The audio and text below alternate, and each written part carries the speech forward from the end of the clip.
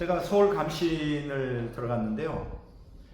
왜 제가 존 웨슬리 신학을 전공하게 된 이유가 뭐냐면 학사학위를 존 웨슬리 신학으로 학사학위를 논문을 썼거든요. 근데 연구하다 보니까 내용이 굉장히 좋더라고요. 굉장히 복음주의, 성경적 복음주의에 속해 있어요. 제가 이제 책을 많이 읽는데 무거워서 안 가지고 껍데기만 가져왔어요. 이게 뭐냐 하면 마크 A 놀이라고 하는 세계적인 역사 신학자가 쓴 책이에요. 이 제목이 뭐냐 하면 History of Evangelicalism이라고 해서 복음주의의 역사 이렇게 하면서 여기 타이틀이 뭐냐면 The Rise of Evangelicalism이라고 그러죠. 우리 한국어로 번역하면 복음주의의 발흥이라고 번역해요. 근데 제가 읽어보니까 발흥은 조금 틀린 것 같아요. 복음주의의 발전이라고 할 수 있고요. 근데 그 밑에 서브 타이틀에 보면 The Age of Edwards, Whitfield and Wesley's로 되어 있거든요. 이게 번역하면 조나단 에드워즈, 그 다음에 휘필드. 그러니까 휘필드는 요한 웨슬리가 그의 스승이었고 찰스 웨슬리와 동기였어요. 옥스퍼드 대학교에. 그래도 웨슬리를 복수로 되어 있으니까 요한 웨슬리와 찰스 웨슬리를 얘기하는 거잖아요. 그러니까 이 마크 놀이라고 하는 사람이 말하려고 하는 의도는 복음주의가 바로 이 세 사람에 의하여 기초가 세워졌다. 지금 제가 이렇게 전달하는 게 흐리거나 이해가 안 되지 않죠? 네. 전달 잘 되고 있어요? 네. 오케이. 왜냐면 지금 굉장히 중요한 얘기를 하려고 합니다. 그러니까 이 마크 놀이라는 사람이 무슨 얘기를 하느냐면 복음주의라고 하는 거. 복음주의라는 것을 조나단 에드워즈와 찰스, 그 다음에 휘필드, 그 다음에 웨슬리 형제가 세웠다는 거예요. 저는 조직신학자이고 역사신학자는 아니지만 역사신학을 연구해보면 사실 이분들이 세운 게 아니고 사실 복음주의라고 하는 그 이름으로 붙인 그 신학사상은 초교파적으로 사실은 그 로마 카톨릭 안에서 시작됩니다. 그리고 이제 그것이 청교도 영성을 지나면서 이제 이 조나단 에드워즈, 그 다음에 휘필드, 그 다음에 웨슬리 형제들에 의하여 발전해요. 그리고 이것이 언제 완성되느냐면 제가 연구해 보니까 찰스 휘필드에 의해서 완성됩니다. 자, 조금 여기 대해서 말씀드릴게요. 복음주의라는 게 뭐냐? 저는 거기다가 성경적이라고 하는 단어를 붙이기를 좋아해요. 뭐 붙여도 되고 안 붙여도 되지만 성경적 복음주의, 그 본질이 있어요. 첫째가 뭐냐? 성경제일주의예요. 성경 중심주의. 자, 기억하세요. 복음주의로 불리려면 가장 기초가 되는 게 뭐라고요? 성경 중심주의예요. 그러니까 성경을 중심으로 형성된 신학이 복음주의다. 그러니까 그 얘기는 뭐냐? 뭐 이 세상에는 많은 교파가 있지만 철저히 성경적이지 않은 신학들이 많거든요. 뭐 자세한 내용을 얘기 안 하겠습니다. 그건 복음주의가 아니에요. 복음주의는 교파를 초월하여 철저히 신구약 성경을 하나님의 말씀으로 성경을 중심으로 신학을 형성한 게 복음주의다. 그리고 그게 기본이고요. 그것을 근간으로 하여 두 가지 요소가 충족이 돼야 복음주의라고 합니다. 첫째가 뭐냐? 중생, 거듭남. 두 번째, 그것에 이어지는 성화. 그러니까 중생만 강조해도 복음주의의 반쪽이고요. 중생은 거듭나는 거잖아요. 우리가 예수님 믿어 거듭나 성령이 내주하심으로 이따가 좀 이따 얘기하겠지만 그게 시작이잖아요. 사실은 신앙생활에. 근데 그것만 강조하면 안 돼요. 그 역사의 많은 신학을 보면 중생, 거듭남 이 요소만 강조하는 신학자들이 있어요. 틀렸다는 게 아니라 반쪽이란 말이에요. 성경 뭘 가르치느냐? 중생을 기반으로 하여 성화로 나가야 돼요. 그러니까 우리가 조심해야 될 게 마틴 루터는 칭의 구원론이고요. 대부분의 개혁주의는 중생 구원론이고 중생을 강조한다는 거예요. 그 다음에 웨슬리안이나 동방신학은 성화 구원론이에요. 그러니까 칭의는 그리스도의 속죄 피, 중생은 성령의 내주, 성화는 그리스도의 속죄의 피에 근거하여 성령의 내주를 통하여 많은 고난 가운데 연단받으며 주님을 닮아가는, 그렇죠? 그걸 우리는 흔히 성화라 그래요. 그래서 이제 2000년 역사를 보면 세 개로 나눠요. 칭의 구원론, 중생 구원론, 성화 구원론. 근데 그 중에 하나도 빠지면 복음주의가 아니에요. 마틴 루터는 칭의 구원론만 주장하고, 이제 개혁주의 칼빈은 중생 구원론에 초점이 맞춰져 있고요. 웨슬리안은 성화까지 가요. 그러니까 성화 구원론을 주장한다 그래서 칭의나 중생을 부인하는 게 아니라 칭의를 기초로 하여 중생을 통해 성령의 내주가 경험되어지고, 그리고 오랜 기간의 과정을 통하며 연단 가운데 성화까지 이르는 것. 이게 세 개가 형성될 때 그걸 우리는 뭐라 그러냐? 복음주의라 그래요. 이해가 되죠? 자, 그래서 사실은 에드워즈는 칼빈주의자고 웨슬리는 알미니안주의지만 왜 이들이 복음주의냐? 성경 중심주의를 근간으로 하여 중생과 성화를 주장했기 때문에 우리는 복음주의라고 그러고, 이 복음주의를 완성한 사람이 누구냐면 휘필드예요. 왜 이 사람이 복음주의를 완성했느냐? 휘필드는 복음적 에큐메니칼 운동을 한 사람. 에큐메니칼이라는 게 뭐냐? 교파를 초월하여 칼빈이다 웨슬리다고 따지지 말고 오직 예수님을 중심으로, 예수님의 복음 중심으로 모든 기독교인들을 하나로 아울러야 된다고 주장한 사람이 휘필드예요. 근데 웨슬리도 칼빈주의를 극복하지 못했고 조나단 에드워즈는 알미니안주의를 극복하지 못했어요. 그거를 통합하여 교파 의식을 없애고 오직 예수님을 중심으로, 성경 중심으로 예수 그리스도의 속죄와 구속 사역을 통하여 칭의와 중생과 성화를 강조했던 사람이 누구다? 휘필드예요. 그래서 휘필드가 복음주의를 완성한 사람이라고 제가 평가하는데, 그의 사상을 근간으로 해 18세기, 19세기, 20세기 성령의 부흥과 더불어 전 세계에 세계 선교가 이루어지게 된 것입니다. 자, 이 세 사람 가운데 제대로 된 복음주의 신학자가 있어요. 그 사람이 누구냐면 요한 웨슬리예요. 저는 오늘 그 복음주의를 소개하려고 합니다. 특히 이제 제가 웨슬리 신학을 전공했는데요. 감리교가 원래 웨슬리가 만든 사람이잖아요. 그래서 제가 학사학위로 웨슬리 신학을 전공해서 읽어봤더니 복음주의예요. 굉장히 좋아요. 그래서 석사학위, 대학원도 그 웨슬리를 전공해야 되겠다 생각하고 있는데, 감리교에서는 영어 원서로 웨슬리에 대한 책이 70권밖에 안 돼요. 70권. 그거 가지고는 좀 부족하겠더라고요. 그래서 알아봤더니 서울신학대학이라고 있어요. 성결교 우리나라에 소사에 있는데 거기는 웨슬리 관련 서적이 250권이래요. 그래서 저는 근데 사실 학문적으로는 서울신학대학은 서울감신보다 한 단계 아래고, 이제 학부를 졸업한 사람은 자기 본대학원을 입학하든지 아니면 연세대학교, 뭐 연합신학대학원이나 이런 데로 이제 해서 같은 레벨이니까 가는데, 감리교 출신 중에, 서울감신 출신 중에 서울신학대학으로 가려하는 사람이 왜냐하면 학문적으로 조금 낮기 때문에 가려는 사람이 없었는데, 저는 서울신학대학원을 입학을 하겠다고 결단했습니다. 왜? 뭘 전공하려고? 요한 웨슬리에 대한 영어 원서가 250권이니까 한번 좀 이번에 제대로 공부해보자. 그래서 이제 면접 시험을 봤죠. 왜 왔느냐고 물어보더라고요. 왜냐하면 의아하잖아요.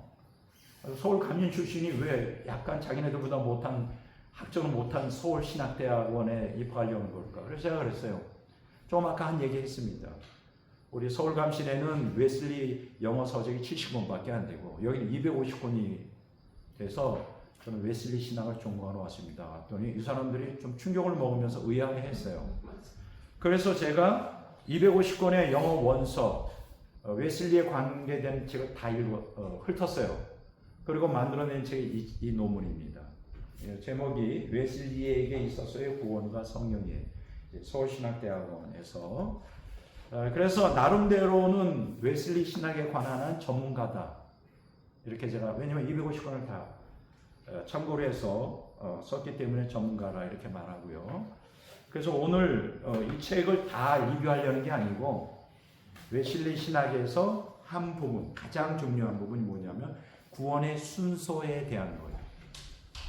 이걸 갖다가 다른 신학자는 구원의 서정이라고 해요. 순서.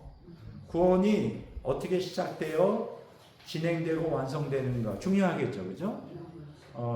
여러분들이 잘 들으셔야 돼요. 제가 믿기로는 2000년 신학사에 많은 위대한 신학자가 있지만 웨슬리 신학만큼 가장 성경적으로 구원의 순서를 설명한 사람은 없다. 제가 이 분야를 전공했으니까 잘 알겠죠? 그래서 오늘 사실은 존 웨슬리의 구원론을 가르치면서 부제를 붙인다면 구원의 순서, 그게 어디 나오느냐면 로마서 8장 30절인가 나와요. 한번 뭐 성경 없으면 그냥 들으세요. 제가 읽을게요. 로마서 8장 8장 1절인가 아니면 로마서 8장 28절부터 30절까지 읽겠습니다. 제가 드린 자료에 있을 거예요. 있죠? 네. 써놨죠? 네. 제가 성경을 읽겠습니다. 뭐 같이 읽으면 더 좋고요. 28절부터 우리가 알거니와 하나님을 사랑하는 자 곧 그의 뜻대로 부르심을 입은 자들에게는 모든 것이 합력하여 선을 이루니라. 29절 하나님이 미리 아신 자들을 또한 그 아들의 형상을 본받게 하기 위하여 미리 정하셨으니 이는 그로 많은 형제 중에서 나다들이 되게 하려 하시니라. 또한 미리 정하신 그들을 또한 부르시고 부르신 그들을 또한 의롭다 하시고 의롭다 하신 그들을 또한 영화롭게 하시니라. 보니까 29절 30절이네요. 자, 여기에 보면 이거를 신학자는 뭐라고 불렀느냐? 구원의 순서, the order of salvation 이렇게 말합니다. 기억해 두시기 바랍니다. 자, 구원의 순서가 어떻게 시작되어서 어떻게 진행되고 어떻게 완성되는가, 이제 그것이 오늘 제가 여러분들과 함께 다루고자 하는 부분인데요. 그런데 이제 그것을 하기 전에 제가 뭐 좀 먹고 좀 하겠습니다. 약간 열이 올라가는 것 같아요. 열 받친다고. 강의를 할 때 소심신에도 그렇고 부흥사가 될 때가 많아요. 하다 보면 온 거 안 보고 그냥 1시간 반을 그냥 해요. 그래서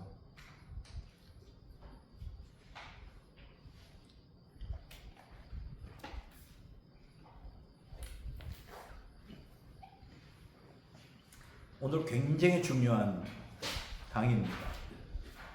정말 오늘 이 강의를 여러분들이 정확하게 파악하고 그 구원의 순서를 이해하신다면 진짜 이거는 이번에 수련회에 참석한 것에 100배의 결실을 맺는 거예요.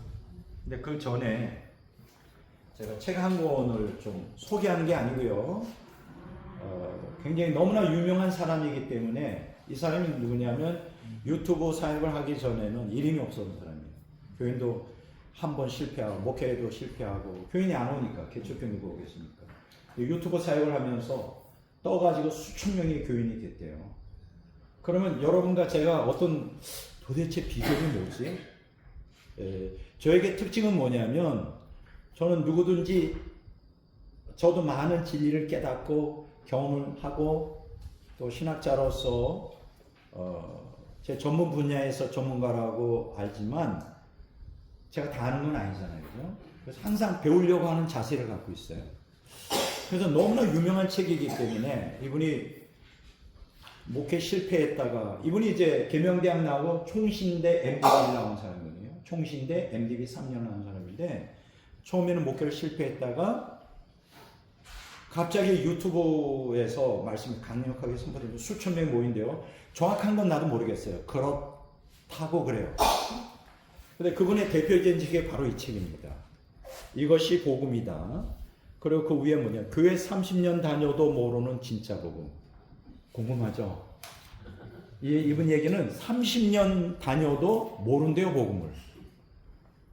그건 알고 싶잖아요. 확 걸리잖아요. 그래서 박요한 목사입니다. 여러분 유튜브 인터넷 쳐보면 박요한이라고 치면 많이 나와요. 아니 보라는 거 아니에요. 보지 마세요. 제가 책을 소개하는 게 아니에요. 이 책도 사지 마세요. 저 하나로 좋게요. 그러면 이 두꺼운 책, 이게 이제 CLC라고 유명한 복음주의 출판사에서 복음됐는데 결론부터 얘기하겠습니다. 아주 이단이에요. 쉽게 얘기하면 결론부터 말하면 이분의 사상은 뭐냐면 2000년 전에 영주주의 이단이 있었습니다. 그것을 비판하고 경계 삼았던 게 유다서하고 베드로 후서예요. 그러면 2000년 전에 영주주의 이단이 기독교 안에 들어왔는데 그들의 핵심은 뭐냐? 구원이라는 것은 영으로 되는 거라. 영적 구원.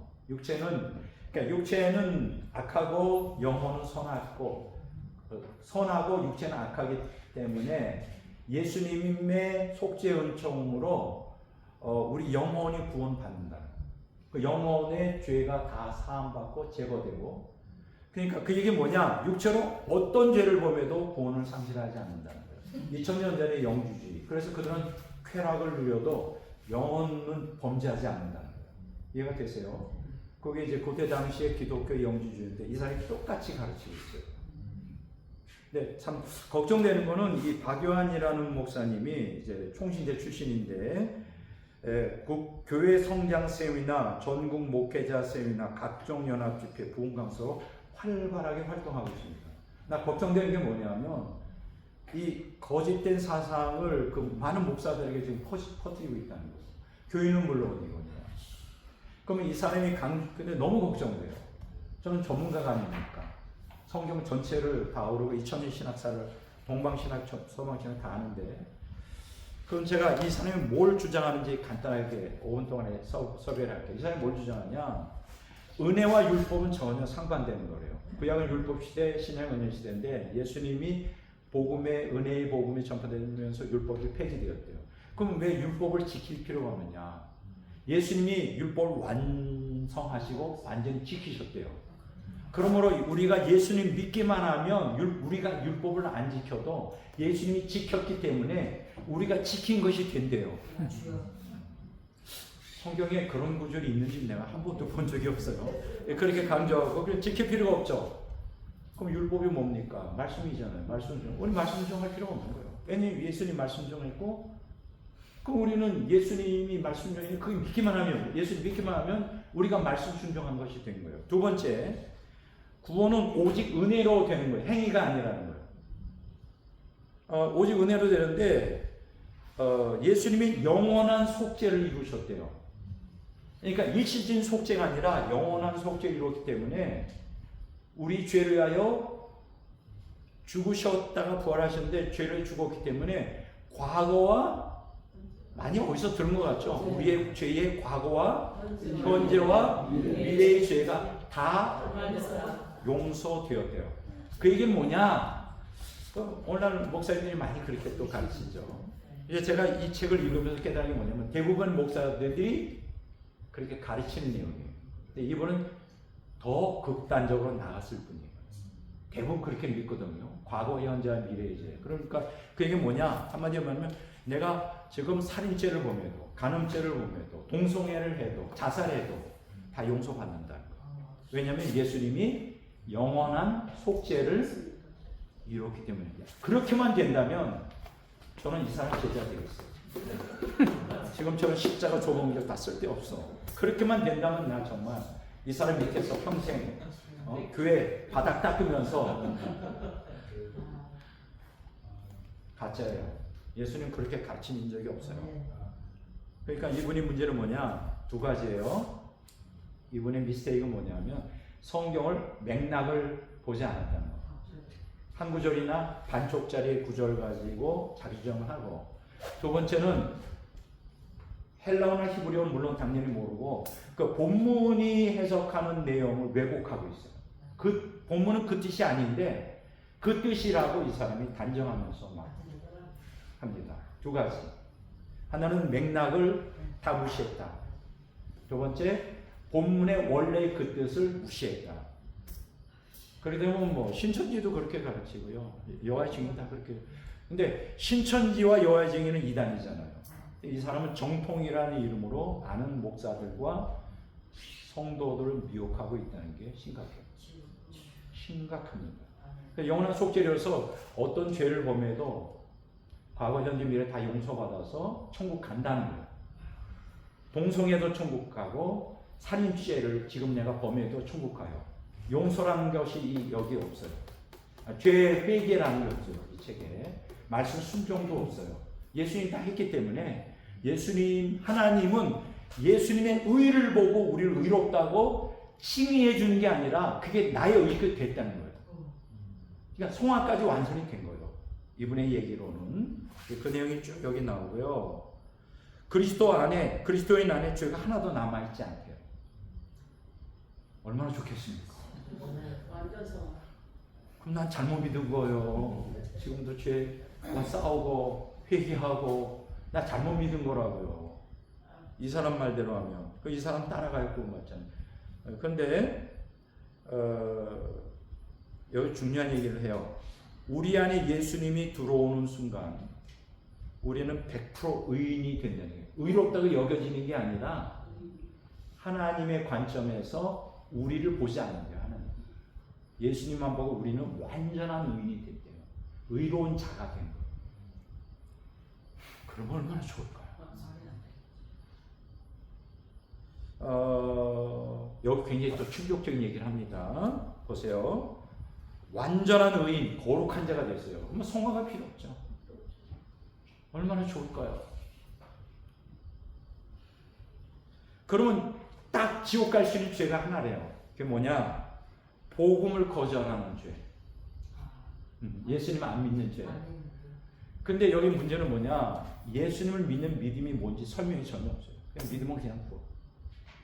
그냥 믿는다고 하면 그냥 구원이 완성된 거예요. 영원한 속죄로 어떤 죄를 범해도 그냥 천국 가는 거예요. 그리스도의 속죄를 거절하는 죄. 그것만 용서 못 받는데. 근데 이제 결정적으로 여기서 제가 충격적인 얘기를 합니다. 잘 들으세요. 그리스도인의 영에 예수님이 계시기 때문에 그리스도인의 영은 범죄할 수 없다고 합니다. 범죄가 불가능하대요. 그리스도의 영이 우리 안에 있으면 예수님 때문에 그리스도의 영은 범죄할 수가 없어요. 그러니까 영은 거룩한 거예요. 거짓말이죠. 육신으로 죄를 지고 지옥 가지 않는다. 영은 거룩하고 육신, 그게 영지주의거든요. 2000년 전에 똑같이 가르쳤어요. 그래서 너무 시간 근데 너무 좋아해 사람들이. 왜 저는 진리를 선포하는데 따라오려고 하는 사람이 별로 없는지 난 모르겠어. 나도 교회를 부흥시키기 위해서 이분을 흉내 내고 싶지 않아요. 구역질이 나더라고요. 이 책을 읽는데 영어로 자꾸만 구역질이 나. 근데 중요한 건 이분은 좀 더 극단적으로 갔지만 대다수 목사님들이 말은 안 하지만 다 이 노선이에요. 오늘 한국 개신교. 다는 아니지만 대부분. 이해가 되세요? 굉장히 정치적으로 옳은 소리를 잘하는 거예요. 아니요. 자세한 내용은 내가 그래서 이 책을 보지는 마세요. 오늘 제가 설명한 거로 다 했으니까. 그러니까 예수 믿는 순간 영이 죄를 지을 수가 없대. 육체로 죄 짓는 거하고는 내 구원하는 아무 관계가 없대. 놀랍죠. 영주주의 구원이에요. 가짜입니다. 사탄의 교회. 유다서하고 베드로후서에 뭐라 해요? 이들을 갖다가 양심의 화인 맞았다. 그때 똑같은 주장이었어요. 이런 거 믿지 마세요. 사지 마세요. 그냥 저가 왜 이런 거 샀냐. 저희 집에는 이단에 대한 책들도 많이 있어요. 저는 그건 전문가가 있으면 연구를 해야 되잖아요. 그래서 제가 왜 이걸 먼저 소개했느냐. 이런 거 보지 말고 복음주의 신학에 있어서 가장 성경적으로 잘 해석할 만한 사람을 따지라면 요한 웨슬리. 그거를 소개해 드리겠습니다.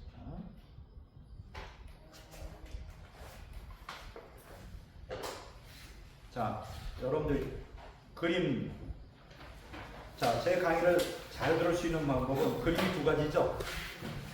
그거를 한쪽에 이렇게 펴놓으시고. 자, 요거 순서가 이거예요. 요게 첫 번째 칼라. 안 들었어요? 하나 또 있는데. 하나만 줬어요. 129페이지만 주셨어요. 내가 그거밖에 안 드렸다고? 아닌데. 그게 다 드렸는데. 이상하다. 있을걸. 안 드린 리가 없어요. 몇 번 좀 확인하고 하지 않는데. 자, 나눠주세요. 자, 첫 번째 그림은 자, 129쪽. 두 번째 그림은 134쪽. 요 그림만 이해하면 됩니다. 오늘 강의로. 강의 뭐 이렇게 뭐 복잡하게 생각해. 이 그림만 이해하시면 앞으로 이제 성경은 이 틀을 가지고 해서 자, 여기 나눠주세요. 자, 이 그림이 굉장히 중요한 그림입니다. 자, 어렵지 않아요. 쉬워요. 존 웨슬리만큼 구원의 순서를 가장 정확하게 해석한 역사의 신학자가 없습니다. 그만큼 굉장히 정밀하게 구원의 순서가 어떻게 진행되는지. 아까 우리가 로마서 8장 29절에서 30절을 그걸 어떻게 풀었는가. 그 얘기예요. 자, 그림을 이렇게 한쪽에 놓고 두 번째 내용이 뭐냐면 오늘 강의 내용을 좀 쉽죠. 그런데 그 전에 한 가지만 더 조금 간단하게 소개해 드릴 분이 계세요. 여기 계신 게 아니라 이번에 호주에서 제가 2주에 한 번씩 설교를 하는데 신학생이 한 분이 등록을 했어요. 우리 신학교.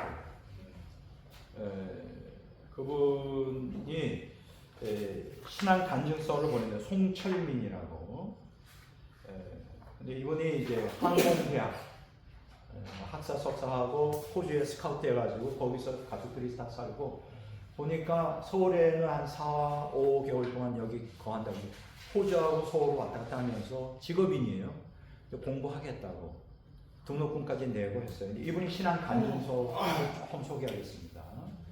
이분이 이제 제 유튜브 설교를 듣고 얘기하는데 긴 내용은 안 하겠어요. 뭐 직장 생활할 때 어머니가 암 진단 받아서 돌아가시게 됐는데 어머니가 유언하더래요. 아들아, 예수님 꼭 믿어라. 그 전까지는 예수님 안 믿었대요. 꼭 믿어야 된다. 그래서 어머니를 장례 치른 후에 이제 교회를 다니면서 성경 공부를 열심히. 그러니까 이분이 성경을 정확히 알아요. 거듭남을 30대 초반에 경험해. 지금 54살인가 하여간 그래요. 자녀가 둘이고 대학생 다니고. 그런데 성경 공부를 열심히 했는데 대부분의 교회에서는 뭘 가르치느냐? 한 번 구원은 영원한 공이라고 하는데 자기가 성경을 보면 이게 안 맞는다는 거예요. 많은 목사님들이 한 번 구원은 영원한 공이라고 가르치는데 저도 그렇게 안 가르치잖아요. 성경을 보면 왜 목사님들이 가르친가 왜 성경이 가르친 게 다르지? 고민을 엄청 많이 한 거예요. 그래서 진리를 추구하기 시작했어요. 그러다가 어쩌다 저쩌다 바람이 흘러가다가 저희 유튜브에 우리 바른신학연구원의 유튜브가 이렇게 인기가 없어요.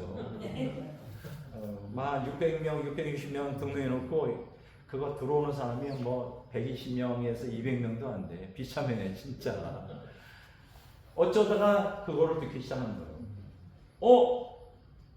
여기 진리가 있네 해서 그때부터 막 열심히 듣고. 그래서 그러니까 이 사람이 자꾸 갈등이 한 번 구원은 영원한 구원이라고 목사님들이 가르치고 하나님께서 우리의 과거, 현재, 미래, 죄까지 모두 용서하셨다. 여기도 나오잖아요. 근데 성경을 보면 아니라는 거예요, 자꾸만. 그 여기 갈등에서 근데 성경대로 가르치는 이제 우리 바른신학 연구원의 뭐 저나 또 이인택 목사님이나 이완 목사님 우리 세 분의 설교를 들어보니까 그게 아니라는 게 그래서 우리 신학교에 등록을 한 거예요. 신학생 됐어요. 9월 중순께 한국에 온다 그러는데 한번 전화로 한번 자세하게 좀 한번 똑부러지는 사명자 같아요. 이제 우리는 국제적으로 나갑니다. 국제부터 시작해서 그래서 여기 보면 유튜브 설교를 통해 이분이 뭘 깨달았냐? 비록 소수이지만 바라게 무릎 꿇지 않은 7,000명이 있다. 항상 제가 하는 얘기죠. 이 뜻이 사람이 만들어 놓은 잘못된 교리를 따르지 않고 하나님의 말씀을 바르게 전하는 목회자들이 있다는 걸 알게 되었다. 우리를 통해서 그래서 이제 이러한 가운데 이제 백찬 목사님을 비롯한 한국연합신학원 목사님들이 설교를 듣게 되었고 왜곡된 것들이 이제 알게 되었고 우리를 이제 그래서 신학교에 입학하게 되었다. 그 얘기예요. 그러니까 그래서 여기 보면 이제 입학 원서도 있고요. 자, 그럼 거기까지 하고 자 지금부터 아주 중요한 얘기를 하겠습니다. 자, 여러분들이 가지고 있는 그 자료를 보세요. 존 웨슬리의 간단하게 할게요. 웨슬리 신학을 이해하려면 두 가지만 여러분들이 파악하면 됩니다. 첫째는 뭐냐? 웨슬리 신학적 특성이 있어요. 두 가지. 첫째가 뭐냐? 선행적 은총이라고 하는 개념이에요. 외워두십시오. 따라서 할까요? 선행적 은총. 다시 한번. 선행적 은총. 선행적 은총. 이 선행적 은총을 이해 못하면 성경을 이해하는 게 불가능하대요. 웨슬리 신학의 가장 핵심되는 요소인데 사실 선행적 은총이라고 하는 개념은 웨슬리 혼자의 주장이 아니에요. 여러분들 그 교재를 나눠드렸죠. 밑에 보면 1번 있죠. 밑에 각주 1번. 선행적 은총 교리는 웨슬리의 독창적 사상이 아니라 클레멘트라 그래요. 영어로. 터툴리안. 세 번째 오리겐. 네, 키프리아누스. 그리고 크리소스토무스. 이게 라틴어로 제가 다 한 거예요. 영어학은 아니에요. 크리소스톰이라고 그러죠. 그다음에 알리니우스. 이런 많은 사람들이 그 외에도 많아요. 주장했던 거예요. 웨슬리가 그것을 답습한 거예요. 그러면 선행적 은총이라는 게 뭐냐? 이제 프리비니언트 그레이스라고 영어로 말하는데 잘 들으세요. 자세한 내용은 내가 안 하겠습니다. 오늘 가능한 한 오래 안 하려고 그래요. 여러분들 우리가 이번에 모인 건 뭐죠? 이 주제가 그리스도 안에서 누리는 평안과 쉼. 평안과 쉼에서 마음의 평안이고 쉼은 뭐가 들어가는지 알아요? 잘 먹어야 된다. 그래서 이번에 이제 우리가 예산을 하고 절약 안 했어요.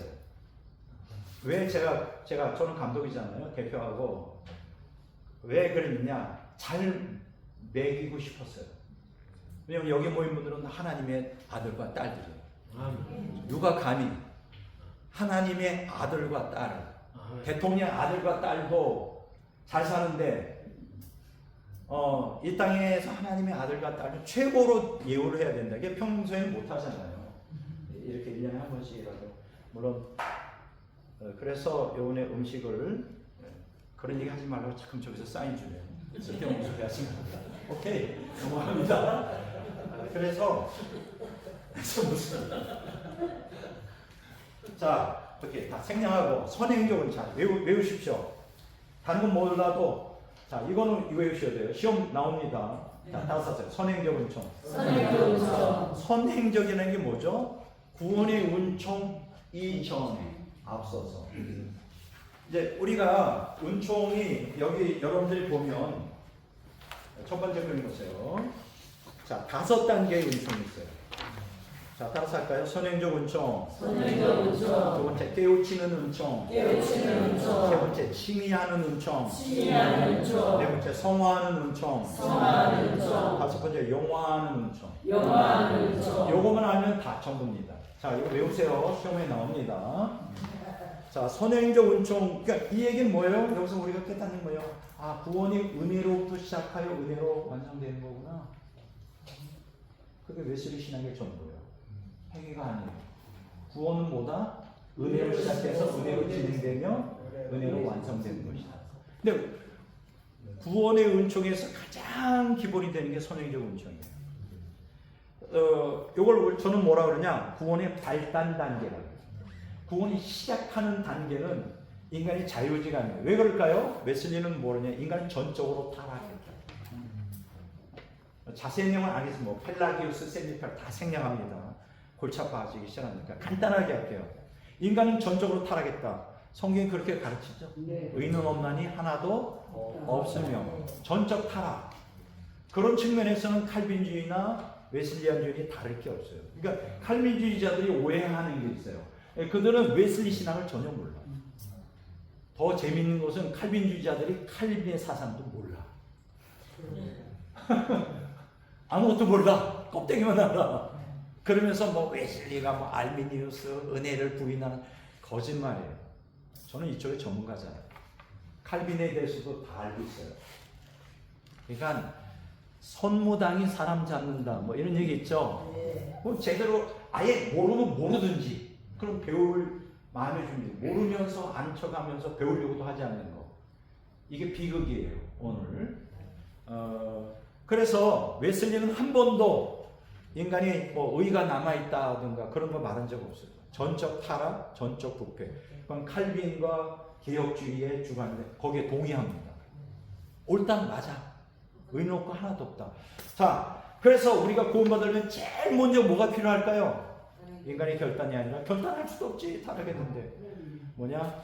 은혜가 필요하겠죠. 근데 그 은혜가 구원의 은혜가 아니에요. 선행적 은총 다음에 오는 게 뭐냐면 깨우치는 은총, 그러니까 convincing grace라는데 이 깨우치는 건 죄를 자각하는 은총이에요. 그러니까 보세요, 내가 죄인이야, 나 지옥 갈 것 같아. 그것도 은혜예요. 장 집사님 얘기해도 좀 돼요? 한마디만. 제가 토요일마다 상담하거든요. 복도 많이 받았지. 나 아무하고도 그렇게 상담 안 해. 복이 많은 분인데 이분이 자기가 지옥 갈 것 같아. 목사님 나 지옥 갈까? 나 지옥 가고 싶지 않대. 나는 정말 지옥 갈 수밖에 없는 죄인이래. 그냥 그랬어요. 뭐라는 깨우치는 은총을 받고 있는 거예요. 이 지옥 가는 사람이 누군지 알아요? 자기가 죄인이라는 걸 모르는 사람이 생각하는 거예요. 자기가 죽는데도 장집사님은 자기가 거듭난 것 같지도 않대. 내가 볼 때는 거듭날 수도 있고 거듭나는 과정 중에 있어요. 그러니까 오늘 사실 이 강의는 장집사님에게 조금 더, 왜냐면 너무 괴로워하니까 자기 지옥 가고 싶지 않대요. 과거에 너무나 많은 죄를 졌대. 그럼 죄 안 진 사람이 누가 있어? 없습니다. 자, 여기 있는 저 죄 안 진 것 같아요? 아니요. 원빈정제 정도면 죄 안 졌을 것 같아요. 잘생겼잖아. 저도 그런 얘기하면 또 우리 김자 목사님 하지마. 체면 깎여는데 자세한 얘기는 안 할게요. 저도 엄청 죄 많이 졌어요. 보험만 하세요. 여러분 죄 안 졌죠? 졌어요? 동질감이 있네. 오케이. 그거로만 칩시다. 저도 엄청 죄 졌어요. 만약 죄진 거로 치면 저도 지옥 가야 돼요. 근데 장집사님 죄진 여기 이름이 누군지 알아요? 죄송합니다. 옛날 우리 일본어로 말하는 야쿠자였어요. 내 친구인데 야쿠자가 누군지 알아요? 앞에 부모, 조폭, 부모, 조폭이 아니고 부모. 무서운 분이에요. 근데 완전히 지금 성자가 됐어. 예수님의 자, 우리 하나 예수님의 놀라운 은혜가 뭔지 알아요? 죄인이 야쿠자가 조폭 두목이 성자가 되는 거예요. 자, 자세한 얘기는 안 하겠어요. 자, 조금 이따 설명할게요. 장집사님 희망을 가지세요. 자, 선행적 은총은 뭐냐? 구원의 발단 단계예요. 이 은총이 없으면 구원이 시작이 안 돼요. 그러니까 선행적 은총이 없는 사람이 하나도 없어요. 세상에. 다 이 선행적 은총을 보였어요. 그 은총의 대표적인 것 중에 하나가 양심이에요. 양심의 죄책감을 느껴. 그것도 이미 은혜예요. 나 이러다가 지옥 가겠네. 은혜예요. 자세한 내용은 조금 이따 하겠습니다. 그러니까 선행적 은총이고 선행적 은총에서 자기가 죄인이란 그 구원의 필요성을 느낀다면 깨우치는 은총은 발전합니다. 내가 죄인이란 나 지금 지옥 갈 수밖에 없다 이 상태로 깨우치는 은총이에요. 그러니까 깨우치는 은총이 이미 들어갔다는 건 구원이 이미 시작. 그래서 이걸 뭐라고 하는지 알아요? 구원의 예비 단계. 아직 구원받은 건 아니에요. 세 번째가 뭐냐? 이런 깨우치는 죄 속에서 참된 회개하고 예수님의 구주를 믿고 하면 세 번째 단계로 발전하는데 칭의하는 은총을 가요. 그리스도의 속죄의 피가 나의 죄를 덮어줍니다. Justifying grace. 그래, 칭의하는 은총 다음에 내가 거듭나잖아요. 거기로 끝나는 게 아니에요. 네 번째가 뭐냐? 성화하는 은총, Sanctifying grace. 이거 제 얘기가 아니에요. 존 웨슬리 위대한 학자들 성화. 그 성화하는 은총에서 계속 점진적인 성화하잖아요. 발전해서 결국은 구원이 완성이 언제 되느냐? 영화하는 은총, glorifying grace라고 해요. 영화하는 은총이 언제 생길까? 예수님이 내가 죽을 때, 세상을 떠날 때, 몸의 구속이 이루어질 때. 그러니까 성화가 됐다고 해서 이제 좀 이따 내가 설명할게요. 구원이 완성된 게. 근데 오늘 자꾸 뭐예요? 한 번 구원은 영원한 구원을 그냥 예수님 믿으면 구원다. 구원이 시작된 거지 완성된 게 아니에요. 여기 참 그렇게 구원을 예수 믿으면 구원이 완성된 것처럼 성경 그렇게 안 가르친다니까요. 그래서 영원한 은총은 첫째로 내가 죽을 때, 영이 천국 들어갈 때 영원한 은총이에요. 두 번째 궁극적인 은총은 몸이 구속될 때, 로마서 8장에 있는 것처럼 부활이죠. 그럴 때 구원이 완성되는 거예요. 네, 여기까지만 알고 그 선행적 은총이라는 거는 모든 구원의 시작 발단 단계다. 그런데 중요한 것은 이 은총을 받지 않은 사람이 근데 다 받았는데 왜 어떤 사람은 자기가 죄인이라는 사실을 깨닫고 예수님 믿고 어떤 사람은 거부하냐. 그건 자기 의지만 달린 거예요. 은총이 없어서 지옥 가는 게 아니라 은총이 선행적 은총 하나님의 은혜가 임하는데 자기가 그것을 의지로 만약에 이렇게 생각했어요. 선행적 은총 없이 내가 전적으로 타락했어.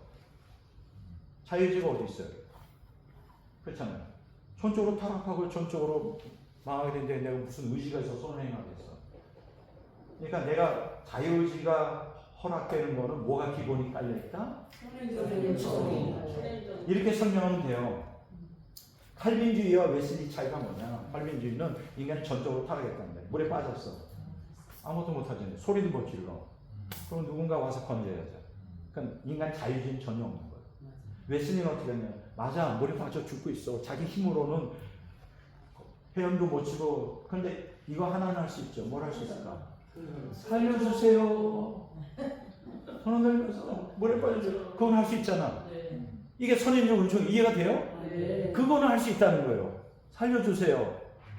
그 살려주세요라고 외칠 수 있는 게 뭐 때문이라고? 선행적? 이해가 되세요? 칼빈주의는 뭐냐? 선행적 은총은 인정은 안 해요. 전적 선택에 의해서 다 죽게 생긴 인간은 뭐 선택의 의지도 없다는 거예요. 왜냐면 전적 타락 전적. 그거 그래도 웨슬리도 인정해요. 칼빈은 인정해. 차이가 뭐냐? 칼빈은 그냥 물에 빠져 죽는 거예요. 그러면 누군가가 일방적으로 건져줘요. 그렇게 말하는 거예요. 선택이라는 거예요. 예전이란 절대. 웨슬리는 빠진 거 맞아. 인정해요. 내 힘으로 건져 나올 수 있어. 근데 뭘 할 수 있다? 살려줘요. help me. help me 영어로. 근데 그 help me 나를 건져주세요라고 외치는 게 뭐 때문이다? 선행적 은총이다. 이것만 깨달으면요. 반은 깨달아요. 요게 차이예요. 이해가 되죠? 네. 그것까지만 하고요. 두 번째는 뭐냐? 자, 존 웨슬리의 신학적 선행적 은총. 그래서 선행적 은총에서 더 갈망해야 깨우치는 은총을 하고, 더 갈망해야 거기에서 칭의하는 은총을 하고, 더 갈망해야 성화의 은총을 하고, 거기서 더 발전해서 영화하는 은총을 하고. 단계마다 인간이 거절하는, 협력하지 않으면 어떻게 된다? 구원이 멈추거나 타락하는. 이해가 되세요? 네. 그 단계마다 그렇게. 자, 두 번째. 제가 가능한 쉽게 얘기할게요. 물이 여기 조그맣게 있습니다. 자, 웨슬리 신학의 가장 중요한 게 선행적 은총이에요. 그걸 외워두십시오. 두 두 번째 웨슬리에게 가장 중요한 뭐냐면 따라서 하세요. 복음적 신인 협동설. 복음적 신인 협동설. 요거를 여러분들이 서베이를 하고 있으니까 시간 때문에 집에 가서 읽으셔야 돼요. 네. 근데 여기 그 복음 그 선행적 은총에서 굉장히 중요한 게 하나님께서 당신 안에서 역사하고 계신다. 그러므로 당신도 일할 수 있다. 또한 하나님께서 당신 안에서 역사하고 계신다. 그러므로 당신은 반드시 행해야 한다. God works in you, therefore you can walk. God works in you, therefore you must walk. 굉장히 중요한 게 이게 선행적 은총이 들어가요. 두 번째 중요한 게 뭐냐면 따라서 합시다. 복음적 신인 협동설. 복음적 신인 자, 협동설. 외워두세요. 자, 5번 복잡합니다. 복음적 신인 협동설. 복음적 신인 협동설. 자, 3번. 복음적 신인 협동설. 복음적 신인 자, 2번 협동설. 남았어요. 또 뭐라고요? 복음적 신인 협동설. 마지막으로 복음적 신인 협동설. 선행적 은총과 복음적 신인 협동설 외우셔야 돼요. 그럼 복음적 신인 협동설이 뭐냐? 그 근간의 문제는 뭐냐면 하나님이 일방적으로 한다는 게 칼빈주의고요. 일방적으로 모노디즘이라고 해요. 반독사역. 아니다. 하나님 50%, 인간이 50% 한다. 그걸 신인 협동사라고 해요. 시너지즘이라고 해요. 이게 이제 펠라기우스의 생펠라기우스. 근데 웨슬리는 뭘 얘기하느냐? 잘 들으세요. 복음적이라는 게 그 앞에 들어요. 웨슬리 신학을 신인 협동설이라면 틀릴 거예요. 무식하게. 그 앞에 뭐가 붙어야 된다? 복음적. 왜 복음적이에요? 이벤젤리칼. 왜 복음적이냐면 왜 복음적 신인 협동을 하나님과 인간이 구원을 위해 협력하는 건 맞아. 그런데 잘 들으세요. 그 주도권을 누가 쥐고 있느냐? 하나님이 쥐고 있다는 거예요. 아까 내가 얘기했죠. 구원은 선행적 은총으로부터 깨우치는 은총, 거쳐 칭의 은총, 소마의 은총, 용화 은총, 은혜에서 시작해서 은혜로 진행되고 은혜로 완성된다. 그런데 하나님의 주도권을 쥐고 있어요. 그렇잖아요. 우리가 무슨 힘이 있어? 예수님 우리 위해 죽으시고 성령이 오시고 또 부르시고 하나님의 주도권을 쥐고 있잖아요. 우리 행위로 어떻게 구원받아요? 타종교는 자기 자력구원이잖아요. 안 되는 거예요. 우린 죄인이에요. 타력구원이라 그래요. 근데 타력구원이라 해서 하나님이 일방적으로 다 하신다. 이것도 잘못된 거예요. 하나님이 주도하시는데 거기에 인간이 어떻게 해야 된다? 협력해야 된다. 하나님의 주도적으로 하시는데 거기에 응답해야 한다. 왜 그럴까요? 왜 그럴까요? 인간이 하나님의 형상대로 지음받은 존재이기 때문에. 우리가 강아지가 아니란 말이에요. 강아지는 말 안 하면 끌고 오면 돼. 말 안 들어 두드러 패면서 끌고 오면 끌려가요. 인간은 그렇게 해서 천국 가는 게 아니에요. 그걸 하셔야 돼요. 여러분, 인간은 자유의지를 갖고 있어요. 자유의지가 가능한 게 무슨 은총 때문이라고요? 선행적 은총이 이미 부어졌기 때문에 하나님을 받아들이거나 거부할 수 있어요. 물론 적극적으로 따라가진 못해요. 여전히 죄인이기 때문에. 그러나 하나님께 기도할 수 있다고. 살려주세요. 나 지옥 가고 싶지 않아요.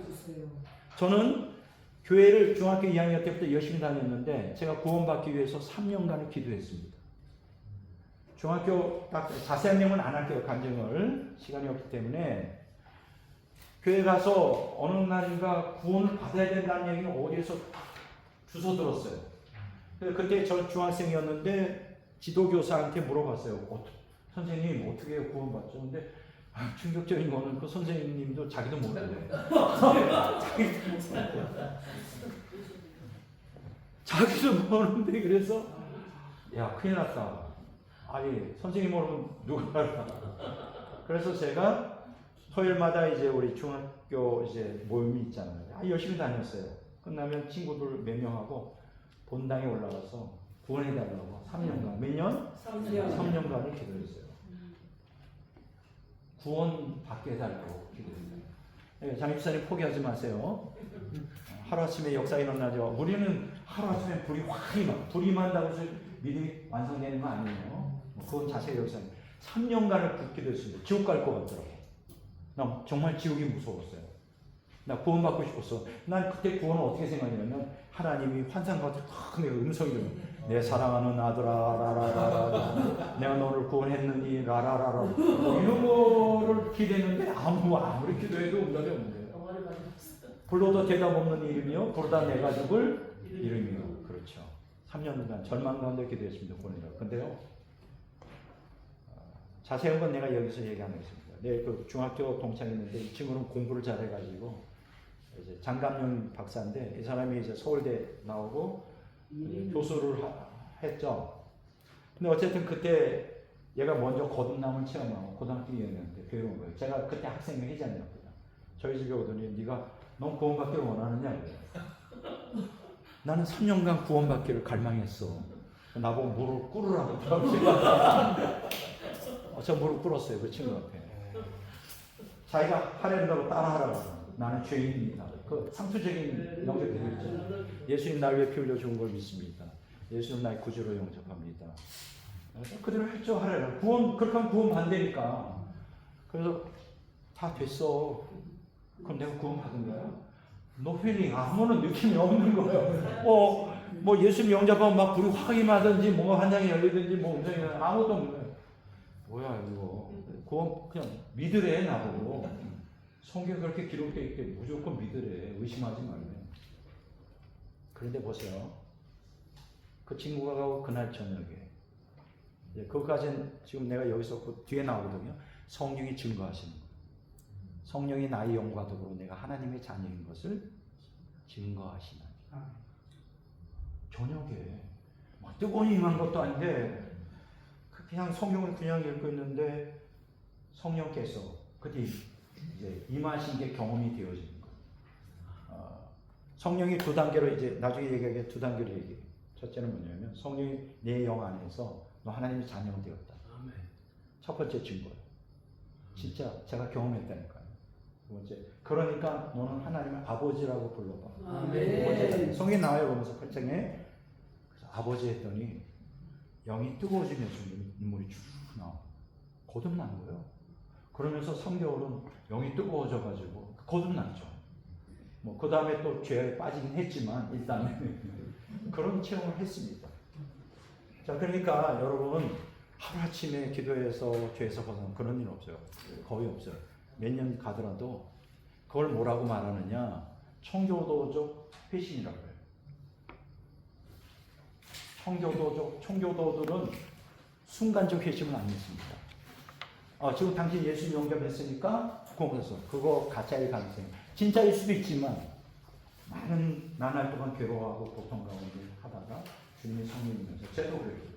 3년 동안 간영하다가 거듭났어요. 물론 거듭났다고 해서 성화된 건 아니지만 그건 뭐 여기서 얘기하지 않고 이해가 되시죠? 네. 그렇게 이해하시고 자 복음적 신의 협동서는 뭐냐? 잘 들으세요. 하나님의 단독 사역 틀 안에서의 하나님과 인간의 협동사역. 무슨 얘기냐면 하나님이 단독 사역을 해요. 구원에 있어서 주도권을 쥐고 시작부터 진행 완성해요. 그러나 그 안에서 인간은 어떻게 된다? 원맨쇼 하지 않는다. 하나님이 협력을 해야 돼. 성령이 임하셔서 회개를 촉구할 때 내가 죄인이다 인정해야 되고 구원을 갈망하고 천국에 대한 갈망. 그것도 은혜지만 내가 거기에 어떻게 해야 돼? 응답을 해야 돼. 저 가슴 아픈 일이지만 저희 교회 다니는 어떤 성도님의 맏아들이 오늘 세상을 떠났어요. 자세한 얘기는 안 해요. 근데 그 아들에게 우리가 참 전도하려고 애를 많이 썼어요. 우리 김재 목사님 그 비싼 7, 8만 원짜리 아주 최고급 가죽으로 된 거 거기다 편지했어. 예수님 믿으라고. 이번에 죽었어요. 80kg인데 60kg를 빼다가 어쨌든 그래서 오늘 이제 저분이 갔다 왔는데 그래서 우리가 그 집에 가서 문을 열어봤는데 김희자 목사님이 예수 믿으라고 성경을 선물한 게 그대로 오픈도 안 된 상태에 그대로 거기에 인기가 그대로 있어요. 성령의 역사 안 했을까요? 하나님은 성령을 통해 계속 그 영혼을 불렀지만 자기가 어떻게 했어? reject, 거부한 거죠. 거부한 거예요. 그러니까 하나님의 일방적인 은혜로 구원받는 거 아니에요. 지옥 갔겠죠. 제가 제일 아픈 건 죽는 게 아니에요. 그 영혼이 끊임없이 복음을 전했는데 받아들이지 않다가 지옥 갔구나. 그걸 어떻게 하면 좋아? 지옥 가면 다시는 기회가 없는데 그게 아픈 거야. 죽는 게 문제가 아니라고요. 인간이 응답해야 돼. 이해가 되세요? 그게 복음적 신인 협동소. 자, 보세요. 자, 여기 그러니까 이렇게 말해요.